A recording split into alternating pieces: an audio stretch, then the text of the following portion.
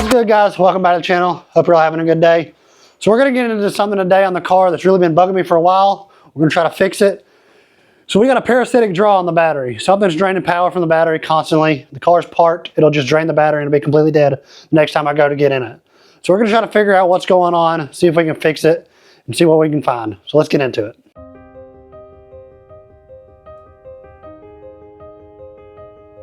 All right, so we're going to go ahead and take off the battery box. Set it to the side. All right, so we're going to loosen up the negative terminal. Pull it off. And we're going to sit it right there. So now we're going to get our multimeter.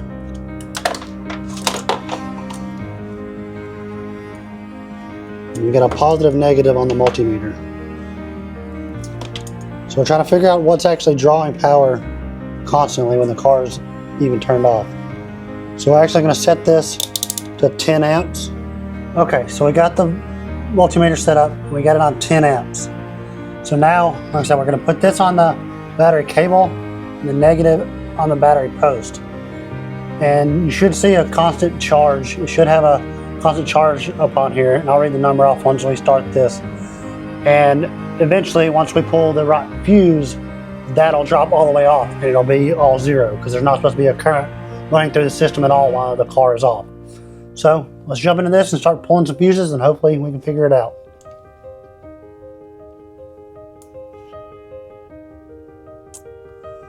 So I'm just getting a base number to see what it's actually pulling. So 0.66 is what it's sitting at. So now once we start pulling fuses, it'll start dropping down as soon as we put it on there. But if we pull the right fuse, it should drop all the way down to zero. So we're just gonna look at these. And I guess we'll start up here at the top and start pulling. We just go one by one until hopefully we find the culprit. So let's get into it.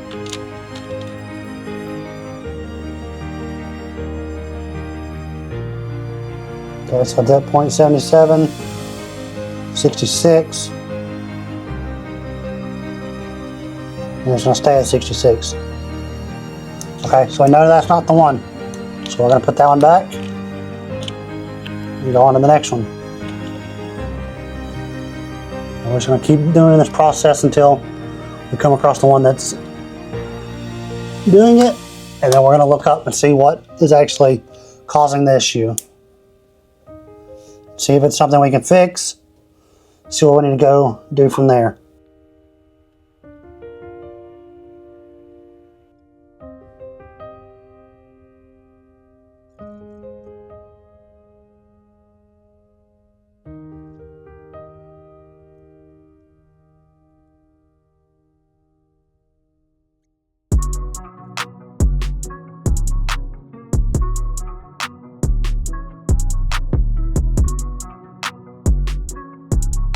Okay, so I've done about 8 fuses and still have not come across the one we need.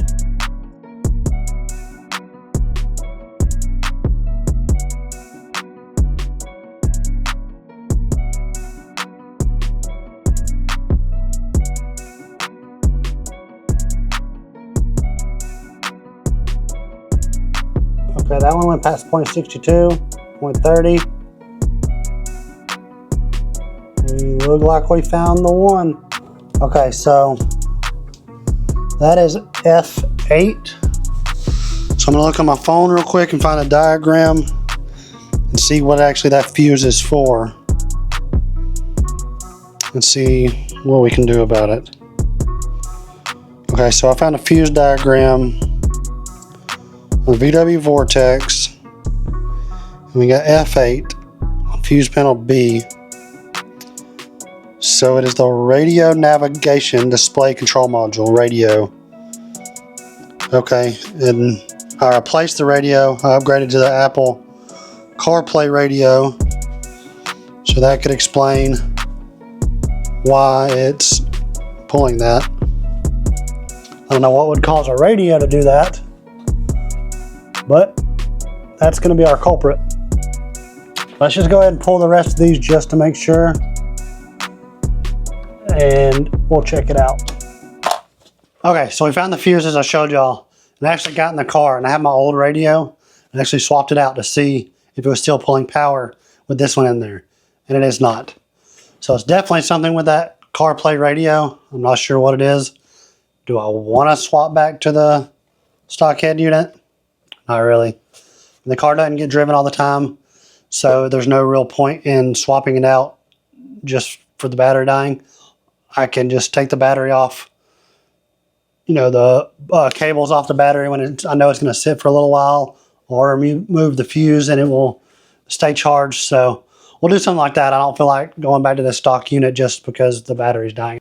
I don't drive it enough to warrant that. I just feel like the Apple CarPlay radio is a nice upgrade, and I don't drive it enough to care about the battery dying. I mean, I wanted to figure it out. Now I know how I can prevent it. Take the fuse out, undo the battery, just let it sit. So I'm glad we got that figured out. That's been bugging me. I'm glad it was something little as far as just the radio, you know, taking that fuse out. I could swap to the radio, but we're not going to do that. So at least I know, peace of mind knowing what is actually causing it. So that's nice.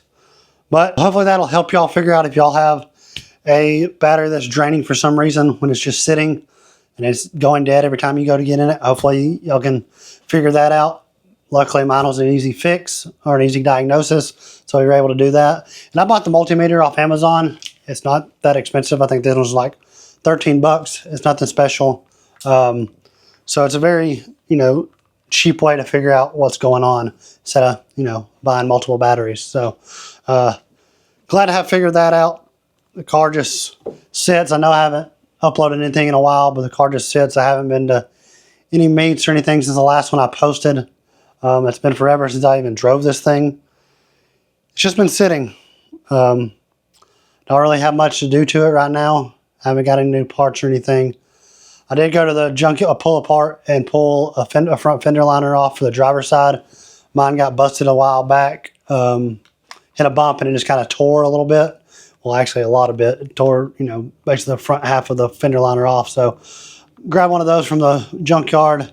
So I want to put that back on, but it's nothing exciting. So, but yeah, there we go. I'm glad we got that figured out. But I hope this helps y'all, and we'll see you in the next video.